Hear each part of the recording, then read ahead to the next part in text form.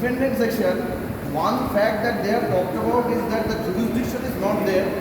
Answer is not correct.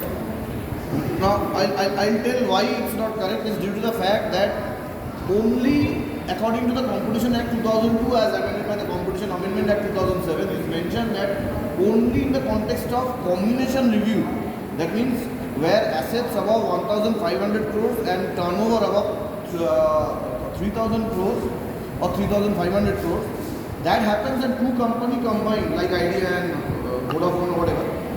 Only those are the cases where the regulator, the sector specific regulator cannot have a jurisdiction. In this case also TRAI and TDSAT has jurisdiction. I agree with the defendant that they have said that Competition Commission of India or NCLAT would have been a better forum because they have the mechanism by which they can actually identify the question of dominance. That's one. So plaintiff is correct in the fact that jurisdiction is there both with TRAI and TDSAT and also with CCI and NCLAT. It is there with both of them. But there is a question of, if it is being asked that which is the better forum, obviously CCI and NCLAT is the better forum. Now regarding the second question of 25%, 25% is still a very big amount of market share. Only the thing is that the only reason where I go with the defendants is due to the fact that there is no evidence of one single company which has left the market.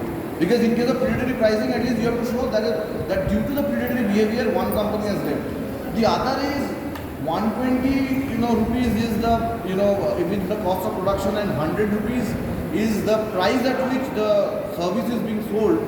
20 out of 120 means that it is almost 17 to 18%, which is also a very huge amount, meaning that amount of capital base is there. Whatever may be the reasonings, generally for a very long period of time, this cannot be entertained. TRAI has to go for a decision against them. Only the thing is, if you get a fact situation like this in the examination, don't relate to the below cost information that I have given in the slides of 1996, the period that I have talked about, Virender Sehwag, 40 paise mein duniya mukti mein, the monsoon hangama by Hutch. At that point of time, the targets of 1994, the telecom policy that was in operation, presently India has almost fulfilled the target in that scenario. If a fact situation like this happens now, TRAI won't allow below cost pricing on the part of Reliance, which they have done at that point of time. So that is something to be said. So in a nutshell, if you get a fact situation for the exams,